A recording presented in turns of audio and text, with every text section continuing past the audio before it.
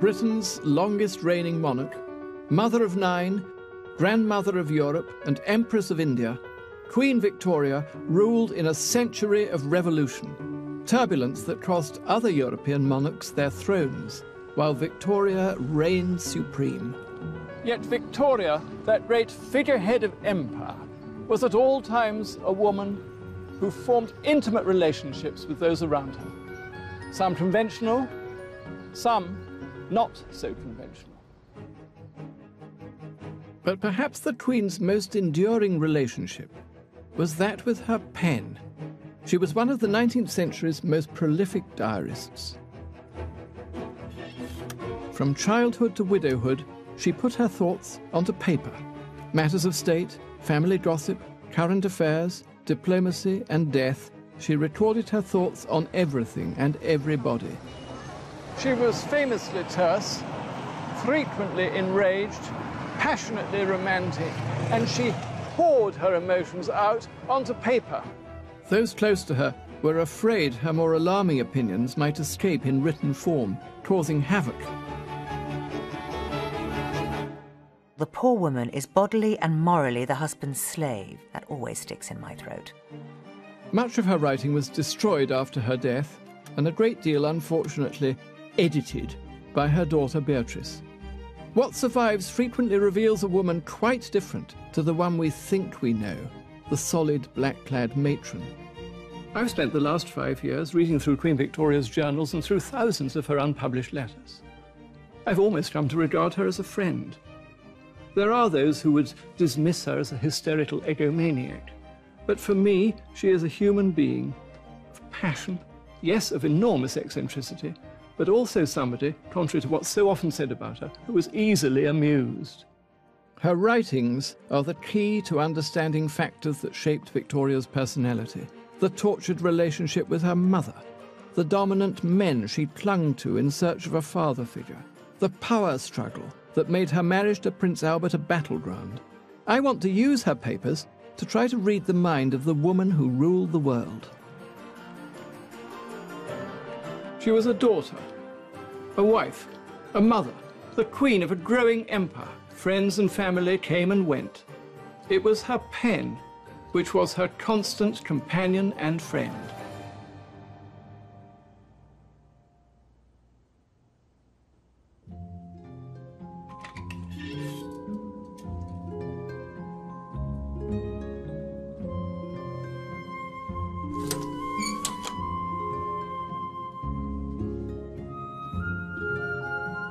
Despite running the most powerful nation on earth, throughout her reign, Queen Victoria always found time for her journal. She used her pen therapeutically to express her innermost thoughts, which is why her writings are so much more than just a record of events. Many of them are kept at the Royal Archives at Windsor Castle. Oliver Urquhart Irvine is the librarian there. It isn't easy to decipher her handwriting, but it's worth the effort. Here in widowhood, she recalls happy times with Prince Albert. But look, here we are, December the 27th, 1860, at Windsor. My angel always drove me from a seat behind, sitting astride, with his feet in large boots and his fur-lined coat, with fur gloves. Yeah. And he enjoyed it so much, and it was so pretty. Yes, that's a very touching one, actually. That's when she's in the first throes of grief and she's writing out happy memories. The noiseless moving of the sledge. It's almost like a Russian novel, isn't it? If Victoria's works were to be bound as a collection, there would be some 700 volumes, more than 50 million words. The volume, I mean, it's colossal, isn't it? The volume of correspondence, of writing of papers, is, of course, colossal, as one would expect to find Victoria's writings in almost every archive in the world, and in many personal and private archives. Indeed, yes. Specifically thinking of the journal, actually, which is enormous, isn't it? It is indeed enormous, yes. Once she'd begun this habit, perhaps prompted by her mother, of keeping a journal, it became a habit for the rest of her life. Yes, we're very fortunate that, indeed, that she kept such a journal. It provides a fantastic, observational, vivid and honest account of her life as an extraordinary survival. Of course, the later volumes, Princess Beatrice, are in her hand rather than Queen Victoria's. Victoria was never afraid to speak her mind, and we don't know whether she'd have wanted her diaries edited. Oliver, however, has no doubts. Why did Princess Beatrice copy her mother's journals rather than just leaving the mother's journals as they were? But she was asked to. By whom? By her mother. If you bear in mind that the diaries are written for Queen Victoria by herself and not necessarily with posterity in mind, there came a realization towards the end that some exercise in editing, perhaps even redaction in some places, to avoid offending members of the family or others indeed, where Queen Victoria had, at the moment of writing, felt able to be fully and freely expressive. The sweetness and spiciness of what survived her edit simply stokes our interest in what Beatrice cut out. How much more was there, for instance, about the fraught relationship between the Queen and her mother? The dynamics of the first relationship Victoria ever knew deeply affected her whole life. It is said that the death of Prince Albert in 1861 was the greatest tragedy of Queen Victoria's life. But it wasn't the first. The death of her mother, 9 months earlier, provoked a tsunami of emotions which stirred up intense inner conflicts. It is dreadful. Dreadful to think we shall never see that dear, kind, loving face again. The outbursts of grief are fearful and at times unbearable. As she wrote these loving words, Victoria was rewriting her own history. Since her teens, she'd loathed her mother, the Duchess of Kent. On becoming queen, she'd moved her out of her court and shunned her. They'd barely spoken properly for years. But when her mother died in March 1861, Victoria suddenly realized what she'd lost. As most children do when their parents are dying, Victoria sorted through her mother's effects. Amongst them, small pink love notes written to Victoria when she was a young girl and placed under her pillow. My dearest, beloved Victoria, let me say a few words to you before you shut your dear little eyes. In some hours, this year is closed. Let us thank the great and almighty God for all the many blessings we experienced this year. Well, you can imagine with what shock Victoria read these letters in grown-up life after her mother had died. Since she and her mother had become estranged, Victoria had told herself that her mother had been unkind, that she'd had an unhappy childhood. And here was visible, tangible evidence that her mother had adored her, and that there had been many periods of joy in her childhood. She had the letters bound up in this magnificent leather volume and pricked out on the cover the words, "From dear Mamma."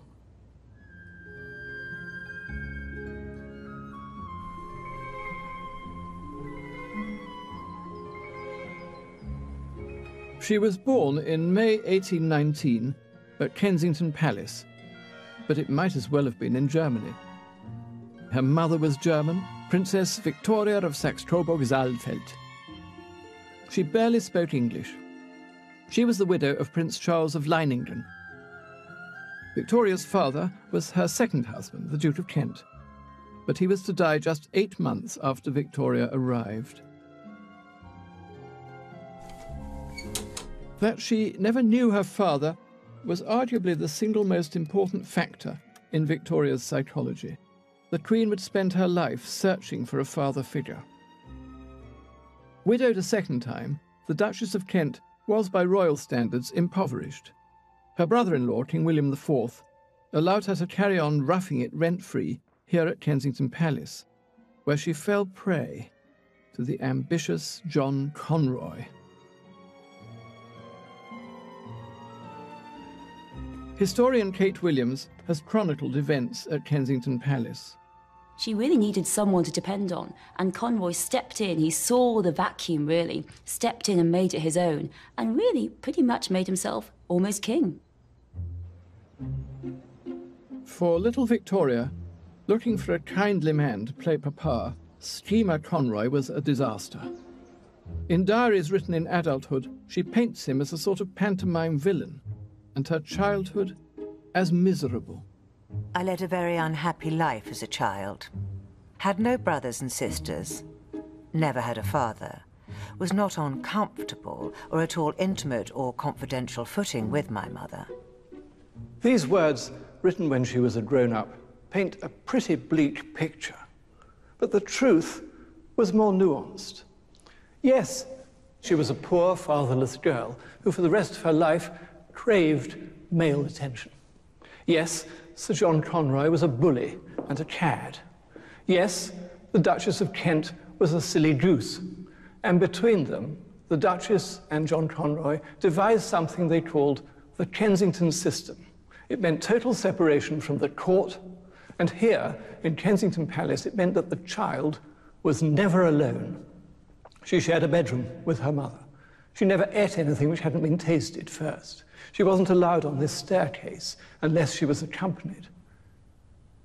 The Kensington system was really a way in which the Duchess of Kent and John Conroy, in particular Conroy, wanted to control Victoria.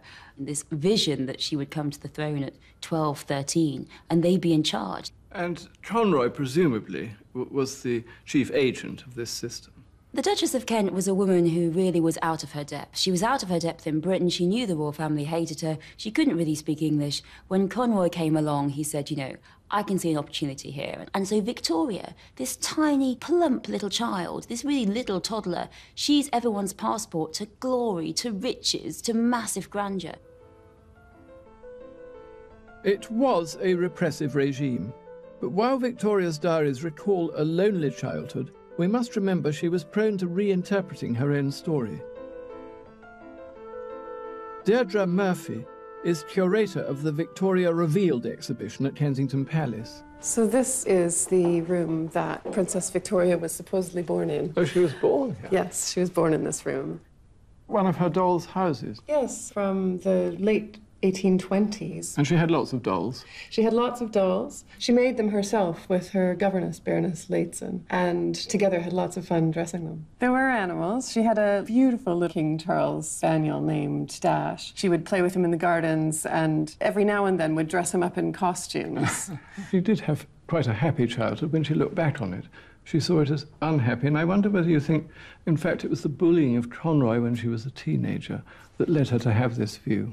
I completely agree with that. These memories that she brings back throughout her life later on are not necessarily reliable because she changes her view from time to time. So in 1872, her eldest daughter Vicky is marrying and having children. She writes to Vicky about how difficult her childhood was, giving her advice about how to treat her own children.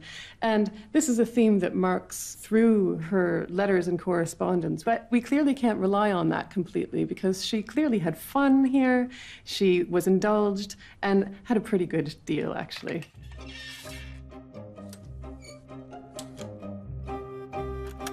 At 6:30, we went to the play to Drury Lane. It was Shakespeare's tragedy of King John. The principal characters were King John and Mr. Macready, who acted beautifully. We came to the very beginning and stayed to the very end. I was very much amused. Her mother and Leighton and Victoria were stage-struck, and they often came here to the glitzy London West End. The Theatre Royal, Drury Lane, was one of their favourites. To the play, to the opera, to the ballet. You and I, to give ourselves a treat, might go to the opera or the ballet 2 or 3 times a year. Victoria, as a teenager, went to the opera 2 or 3 times a week. Victoria's family ruled in turbulent times. Her uncle, King William IV, was the last monarch to appoint his own prime minister in defiance of Parliament. The people demanded changes to the corrupt electoral system, and sweeping reforms in 1832 did little to dispel the scent of revolution in the air. Trapped in Kensington Palace, Princess Victoria was ignorant of it all. What Victoria did come to realise, however, was the future that awaited her. There were no other legitimate heirs to the throne. This young girl, 3/4 German, was next in line. And didn't Conroy and the court know it? They knew that whoever influenced this child influenced the future British head of state. which is why, when she was 13, Conroy and her mother took Princess Victoria on a tour across the country. They sensed that if the monarchy were to survive, it must be more visible. Free from the claustrophobic atmosphere of Kensington, Victoria found herself exposed to the world outside, a world of industrial change and burgeoning unrest. Instead of the safety of the nursery with her dolls, she found herself looking into the faces of the poor, grimy with smoke and soot.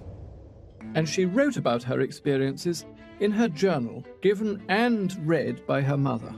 We have just passed through a town where all coal mines are, and you see the fire glimmer at a distance in the engines in many places. The men, women, children, country and houses are all black.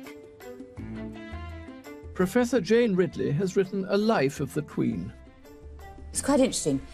She was sent on those tours, which she rather hated, around England. And the pressure she was under, I think, is quite extreme. I think it might account for why she actually hated appearing in public later on in life. I think her mother saw keeping a journal as part of the training of being a monarch. It's fascinating. So it was, in a sense, part of the Kensington system, the journal? I would say it was. I saw a diary of somebody who was at one of these things in Plymouth. And this person noticed that at dinner, the little princess didn't say anything. She just looked round the table all the time. She kept looking. And they asked afterwards, you know, what's wrong with this child? Why was she looking at all the people? And Conroy said, she's being trained to remember who they are. And when she gets back, she'll be tested on them by her mother. And if you look at the entry in the diary, you see a long, long list of names, none of whom she could have named, none of which could make any sense to her at all. It's hard to say exactly when, but by her early teens, the princess had come to see what her mother and Conroy were up to. Victoria was coming to realise her position as a pawn in the political power game. And she came to feel that her mother was siding with Sir John Conroy against her. Things came to a head here in the seaside town of Ramsgate on a fateful day in autumn 1835, when her hatred of Conroy was confirmed and she came to loathe her mother.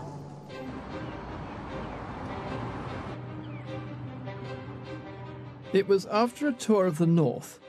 Victoria was exhausted and sickly when they arrived here at the Albion Hotel. She had a very sore throat, and she became iller.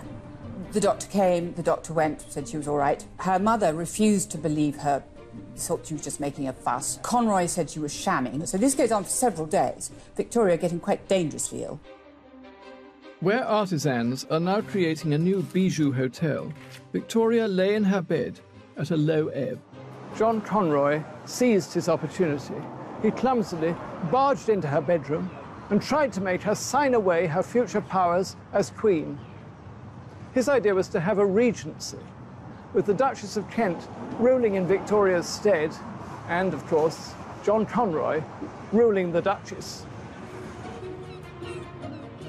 Sick as she was, the 16-year-old, backed up by her governess, Louise Leighton, refused Conroy.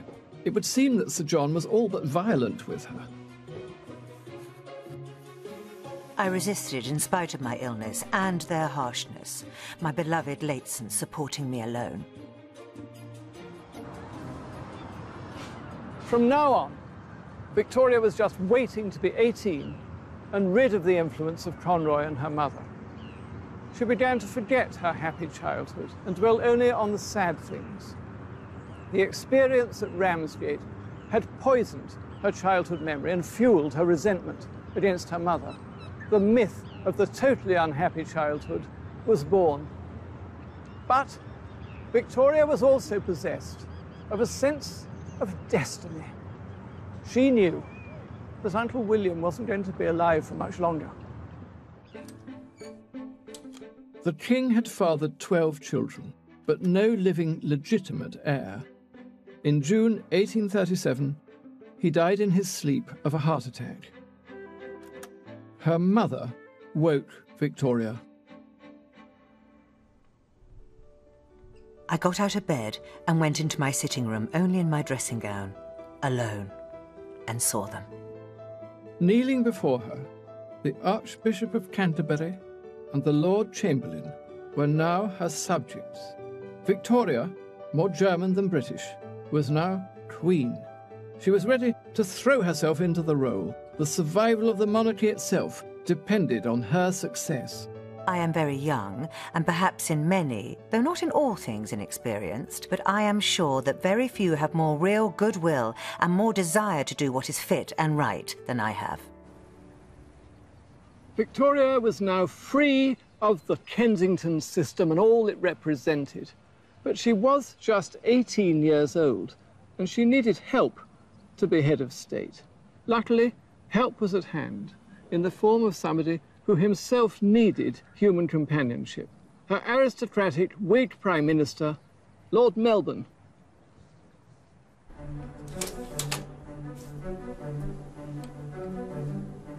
Cometh the time, cometh the father figure.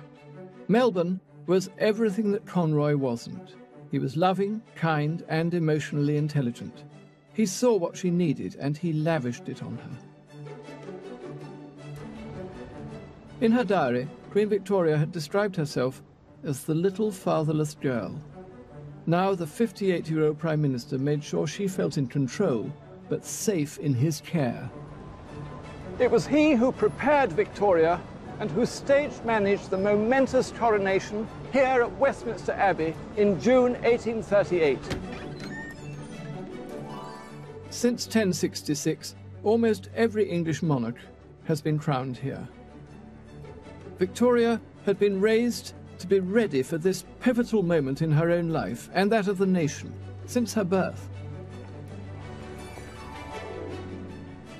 There was a two-day fair in the park. There were illuminations. There was a firework display. There were people swarming into central London to see their new queen. She was woken at 4 a.m. by the booming of the guns in the park. And yet, she doesn't mention her mother once when she came to write it up in her journal. The central figure for Victoria on her coronation day was Lord M.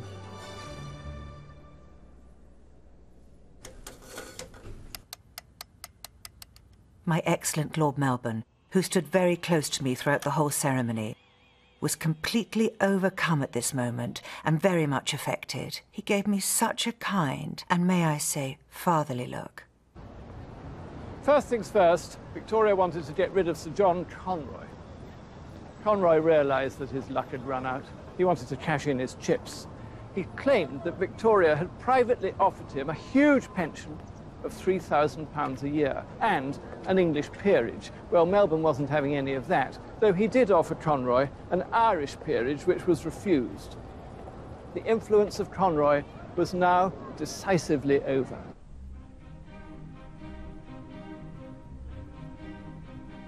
There is no end to the amusing anecdotes and stories Lord Melbourne tells, and he tells them all in such an amusing and funny way. The passionate friendship which sprang up between them gave to the young queen the security she craved, and to Melbourne, reeling from a shattered marriage, someone to care for.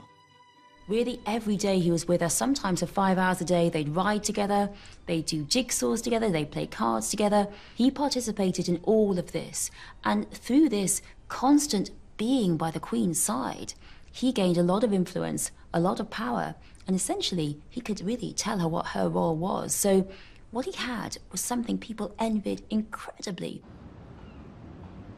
Her education started here. The journals bubble with her conversations with Lord M. They talked of everything under the sun, from French history to Shakespeare, from mixed-race marriages to Whig society gossip. It wasn't just a political process that Lord M introduced her to, it was life itself. Her relationship with Melbourne was helped along by a charming weakness on the part of the Queen. She always fell for men who made her laugh. The flirty, fun-loving teenage queen leaps from her pages. I asked Lord M how he liked my dress. He said he thought it very pretty and that it did very well. Talked of my having taken a bath, his seldom doing so. Talked of my having wished to roll in the grass when I was in the garden, which made him laugh. As a young man, he had been outstandingly good-looking, and he still is. He was incredibly charming. He knew everybody. He takes upon himself not just to sort of educate the young Queen, but also to act, in effect, as her private secretary. Her journals during the Melbourne years are fascinating because she wrote down absolutely everything that he said. Melbourne, more than anybody, is making her a British Queen. Politically speaking, the relationship between Queen Victoria and Lord Melbourne had no significance whatsoever. Lord M was absolutely out of sympathy with his own times. And while the pair were out together, laughing and riding, the country was in a state of unease. Great riots had broke out at Birmingham again. Houses burnt and others plundered, which he, Lord M, feared was to be expected. Melbourne protected Victoria, but the national movement for working-class emancipation that produced the People's Charter couldn't be ignored. There was trouble with the sugar trade. And then, in 1839, a parliamentary defeat over Irish independence forced Melbourne to resign.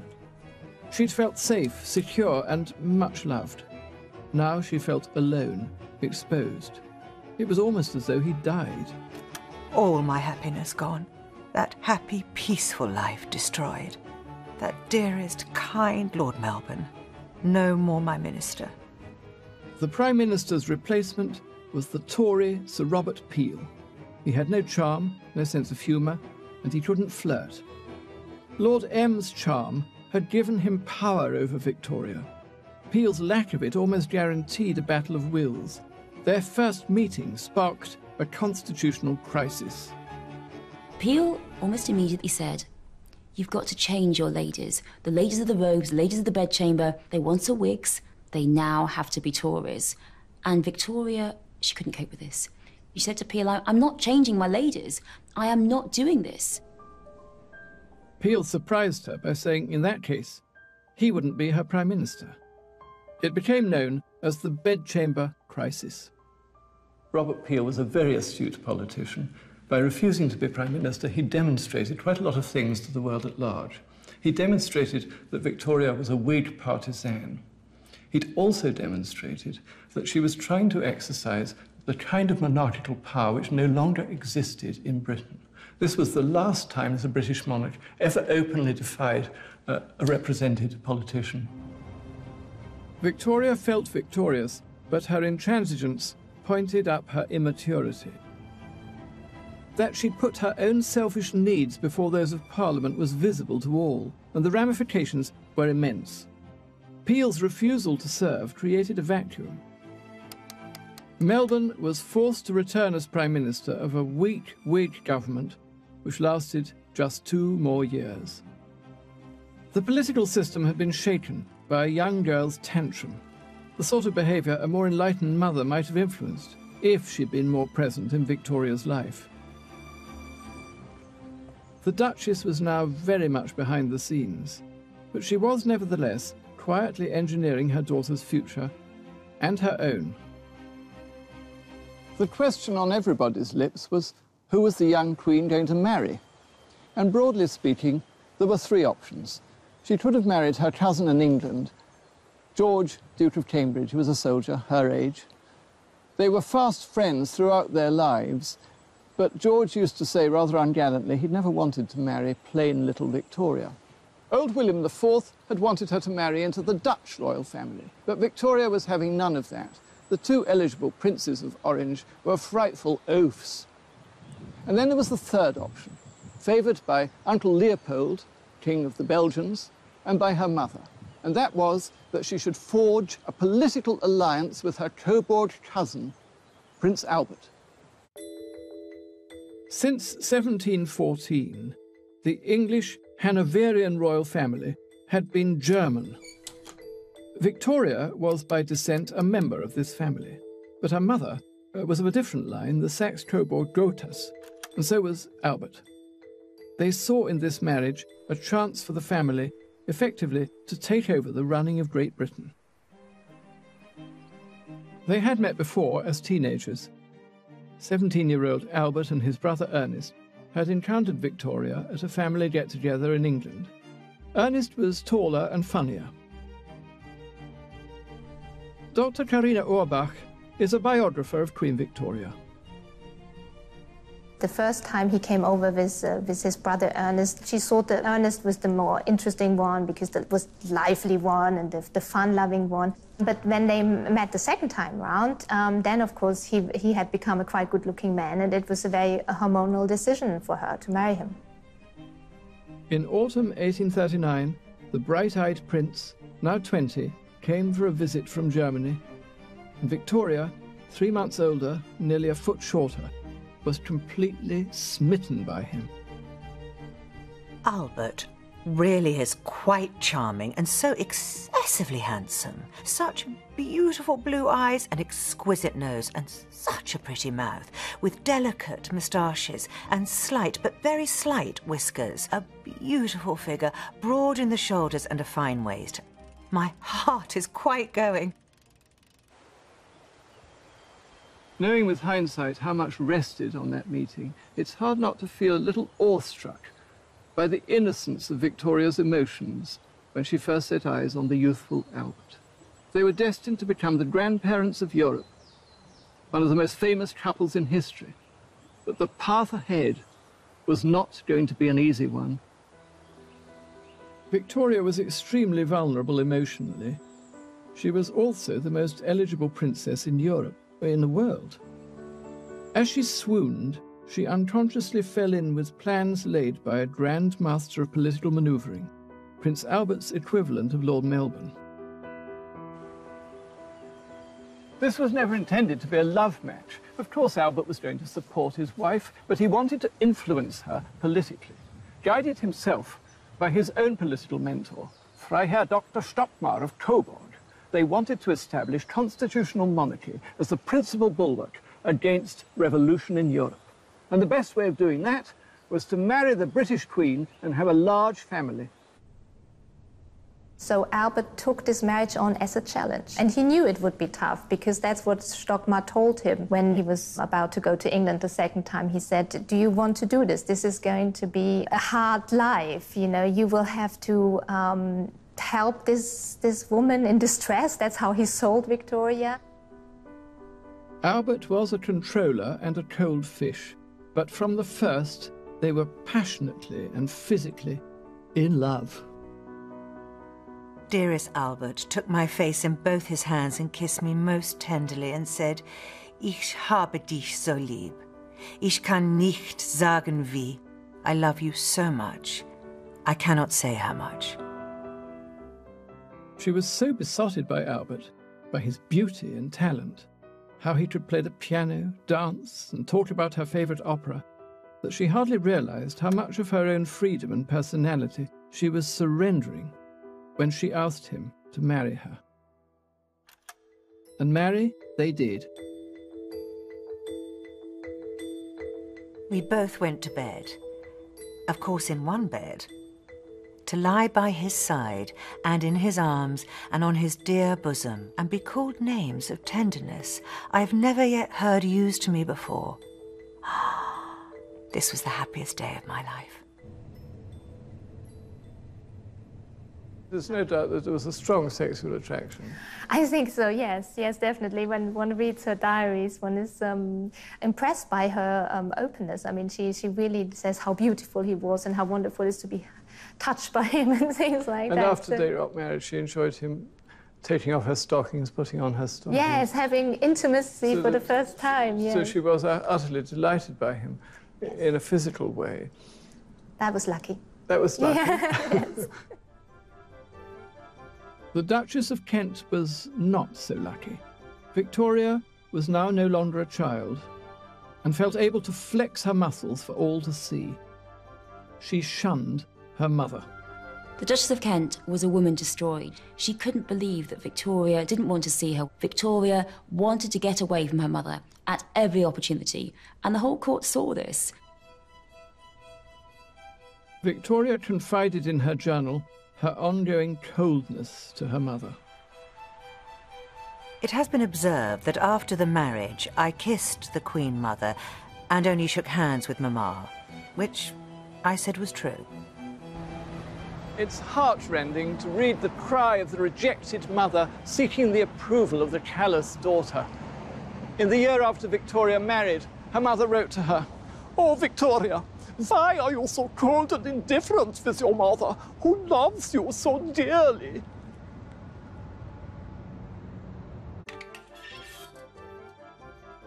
But the Queen had eyes for Albert and Albert alone.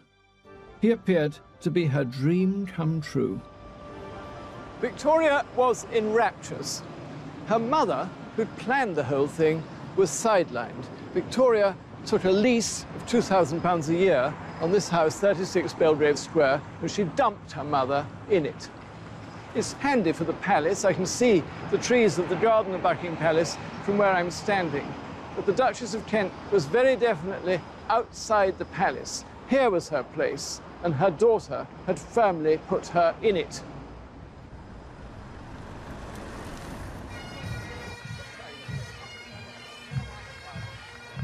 What Victoria wanted now was solitude, romance, and excitement in company of her man and Superman, Prince Albert. They fled to the most romantic part of the British Isles and furthest from the London court.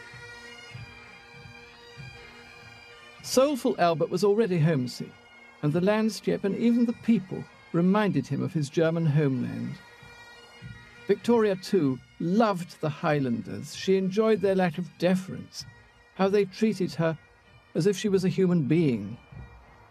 There was a quiet, a retirement, a wilderness, a liberty, and a solitude that had such a charm for us. You can hear the relief in Victoria's words, her joy at being out of London and away from state duties. They both loved the great outdoors, Victoria and Albert. He liked going deer stalking. She was a very good watercolourist and liked to take her sketchbook out onto the hills.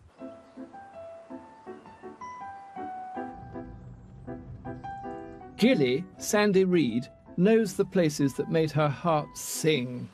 So what were her favourite views when she was round here? Well, I think at one time she'd just love to go on her picnics and Tulloch, the hill over on her right there.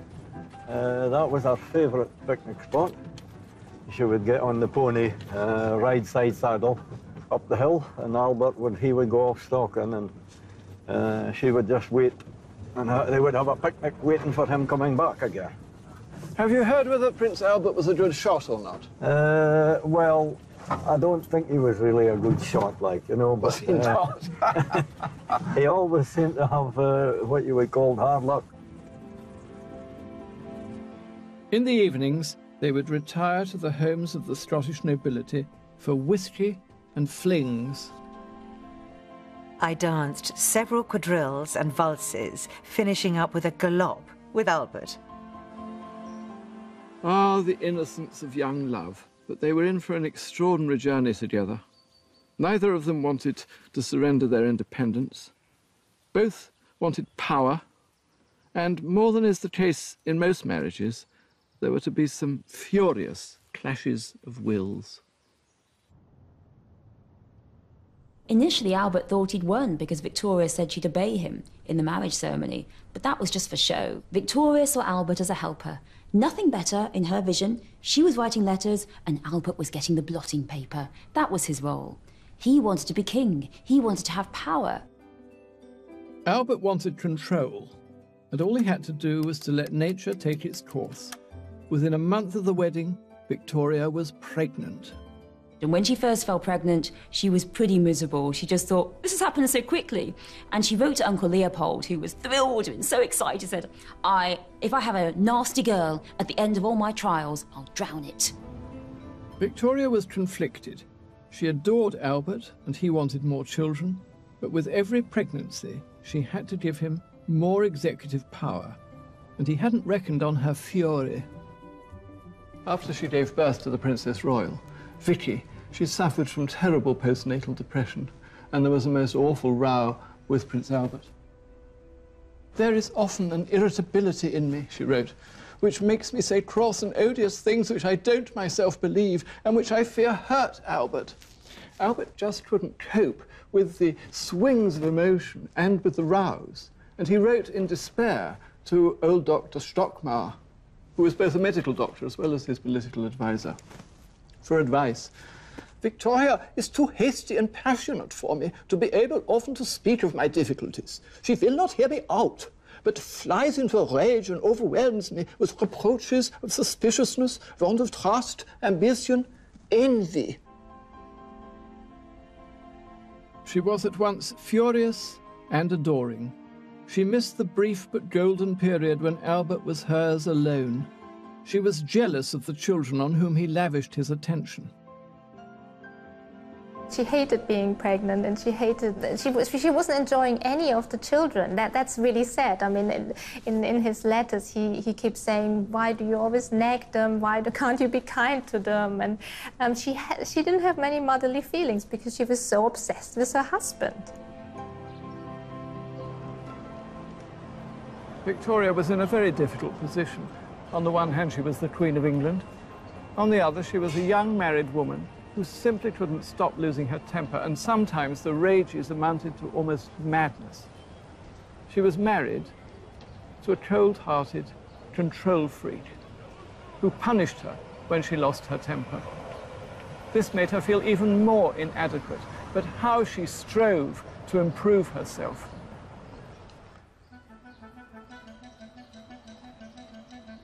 Locked away in Windsor Castle are the most fascinating of the Queen's diaries, written later in her marriage. They were Victoria's secret, and they demonstrate how Albert had her in an emotional flux, by turns angry, elated, even self-flagellating. This volume is called Remarks, Conversations, Reflections. And here's what she writes on her wedding anniversary, February the 10th. "What cause have I ever for gratitude? And yet, alas, how often, and even to my distress on this holy day, does my foolish susceptibility and irritability cause me misery for moments, and annoyance to that most perfect and unselfish of human beings, my adored husband."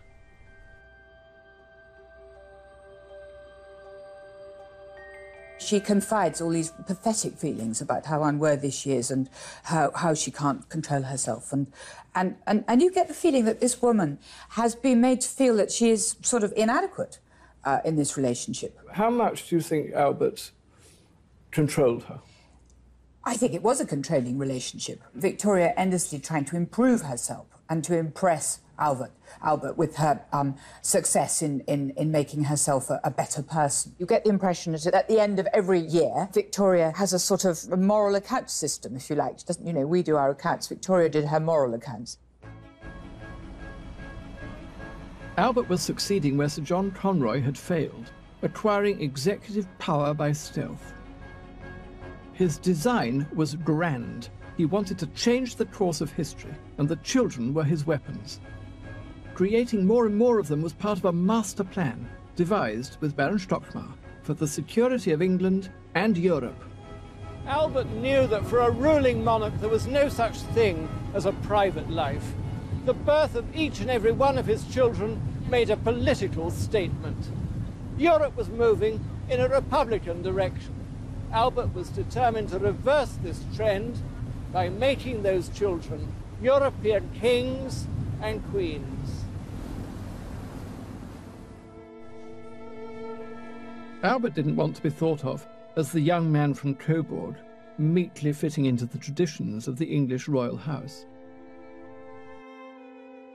He needed to be seen as a political force, and he looked for a powerful physical manifestation of his presence.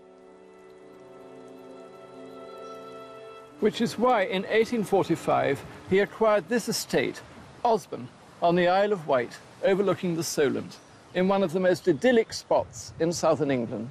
It was to be his project.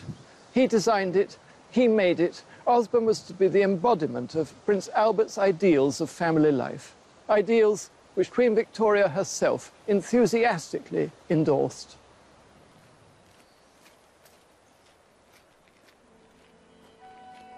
It is impossible to imagine a prettier spot. We have a charming beach quite to ourselves.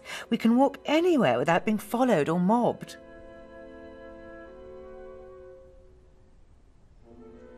You might think you were entering the palace of an Italian Renaissance prince. of the kind that Prince Albert visited it when he was a teenager. But in a way you are, only it's the palace of a modern Renaissance prince. The architectural design was Albert's, as was the original interior decor. Every artwork and sculpture steeped in Enlightenment ideals. It was originally minimalist. The later knick-knackery and clutter is all Victoria. When they first came here, she already had 3 small children, so she happily let him take a lead in matters aesthetic. But as the family grew, so did his ambition. These desks in Queen Victoria's sitting room are a symbolic reminder of how much she came to depend upon her husband. One for Albert, one for her. Actually, it was Albert who did most of the day-to-day work of the head of state, signing documents, reading cabinet papers, and so forth. While Victoria gave birth to 9 babies, Albert drew more and more political power to himself. For a decade, Victoria saw Albert through a thick hormonal fog. Sometimes her resolve slipped. I am every day more convinced that we women, if we are to be good women, feminine and amiable and domestic, are not fitted to reign. The other great Victorian diarist, Charles Greville, noted that whilst Victoria had the title, after a few years of marriage, Albert was king to all intents and purposes. The royal family life was tellingly immortalized in oils by the German artist Winterhalter. When this picture was first exhibited at the Royal Academy in 1847, it was very much criticised. They thought the Queen of England lacked decorum. She was showing so much bare flesh. Her husband is extending a sexy finger into wifey's moist little palm. But what I think so interesting about this picture is that although Queen Victoria is wearing her coronet, it is Albert who is centre stage.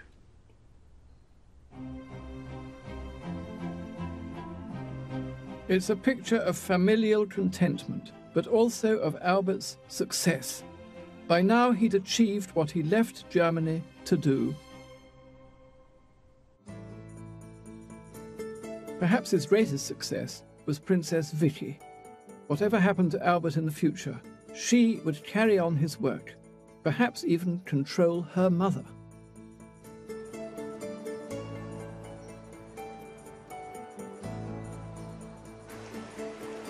The Princess Royal was every inch Prince Albert's daughter.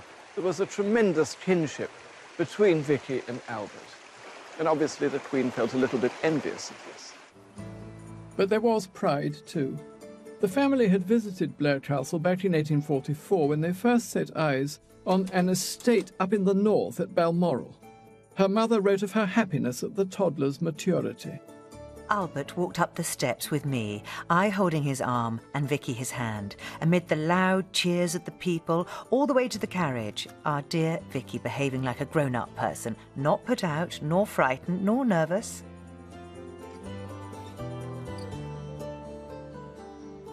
"11 years later, now aged 14, Vicky was back here with the family in the landscape of the Highlands that so reminded her father, the Prince Consort, of the dear German Heimat. But this was to be no ordinary family holiday of sketching and stalking. Victoria and Albert had long planned to marry each of their children off to different European royal houses in a series of political alliances. And this, the first such political scheme, was much the most significant. The Queen had vilified her manipulating mother, but the master plan she and Albert had for Vicky's was every bit as Machiavellian. She and Friedrich Wilhelm, Crown Prince of Prussia, known as Fritz, were mere pawns. Victoria put the would-be lovers in the most romantic of settings, a place she and Albert loved. The Queen knew the effect these surroundings could have on sensitive youth. The possibilities had her all aflutter. Fritz looks very well, altogether looking more manly, and his moustache becomes him. The visit makes my heart beat as it may, and probably will decide the fate of our dear eldest child. He was 23. She was 14, little more than a child, in her sprigged white muslin dress trimmed with red ribbons. But it was the start of a romance. They walked on the slopes of Craig na Ban. He picked her a sprig of white heather, and there they had their first kiss. The plan had worked. Vicky loved Fritz, and that night ran into her mother's room to tell her. Having engineered the whole thing, Victoria, conflicted as ever, now tried to take control, insisting Vicky delay marriage until she was 17. Queen Victoria felt the classic envy that mothers so often feel for daughters when they emerge from childhood into womanhood, especially if the daughters have been very close to the father. She complained of Vicky's waywardness of temper, sharp answers and lack of self-control. A pretty ripe case, you might imagine, of the pot calling the kettle black. And as the wedding day approached, Queen Victoria felt all the usual cluster of emotions. She will no longer be an innocent girl, but a wife, and perhaps this time next year already a mother.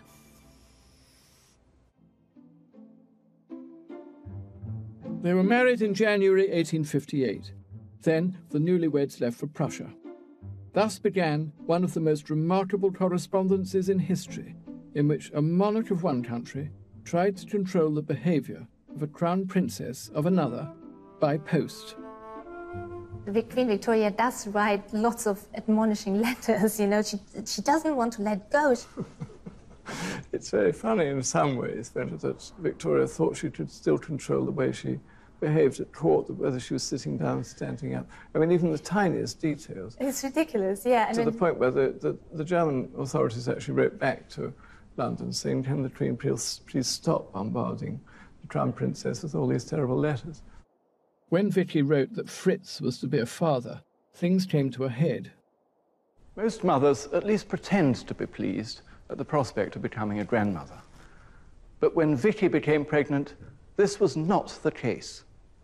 Having her 9 children had placed great psychological strain, both on Queen Victoria herself and on her marriage. So in her letters to Vicky, we find that she does not hold back. What you say of the pride of giving life to an immortal soul is very fine, dear, but I cannot enter into that.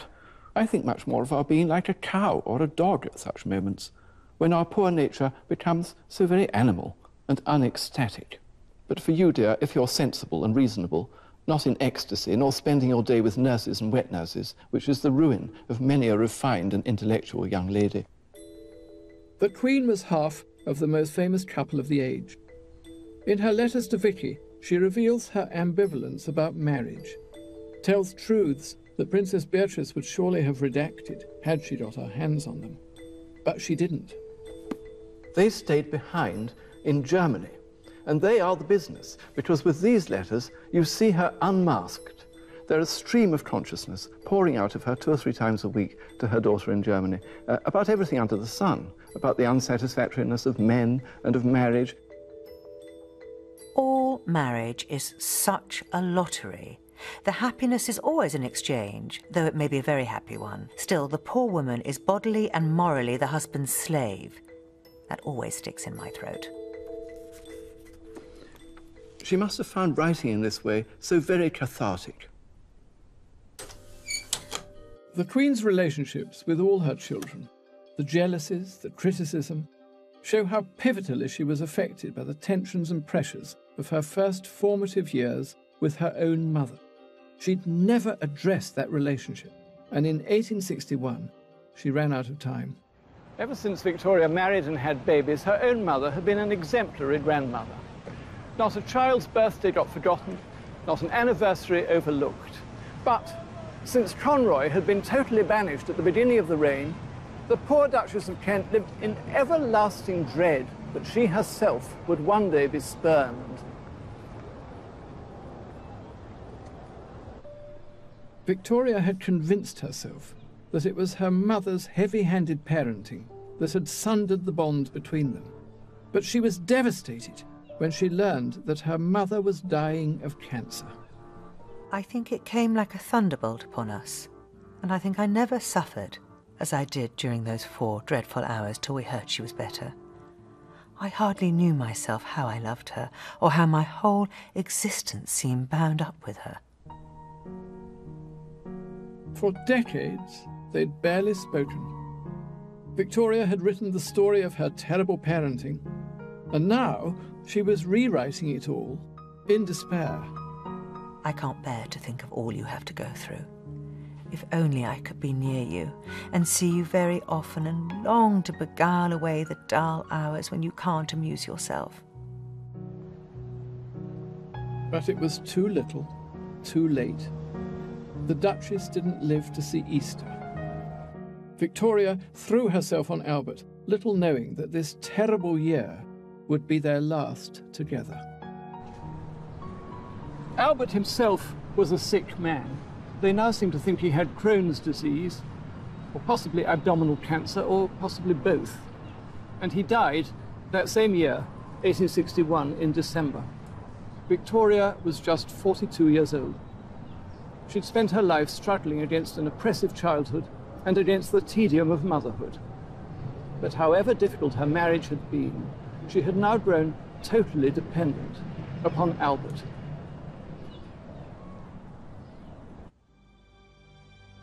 Writing to her Uncle Leopold, she cried out, "The poor fatherless baby is now utterly broken-hearted and crushed widow of 42. Victoria was often on the brink of instability. Now, grief precipitated a mental crisis that had some advisers wondering if she'd inherited the famous Hanoverian madness. It must be said that mourning became her, drama queen that she was. 1861 was her annus horribilis, her darkest hour. She ended it as an orphan and a widow. And it would be the making of her. The widow of Windsor, as she would come to be known, was no longer in the shadow of her brilliant, puritanical angel, Albert. So there will be another story to be told, and it's a story of liberation from him, in which Victoria found herself alone, able along the journey to make some most unlikely friendships as she became her own woman. Next time, his life was over, but her life wasn't over. In Widow's Weeds, Victoria is anything but retiring. Her writings reveal a queen quite different to the icon we thought we knew.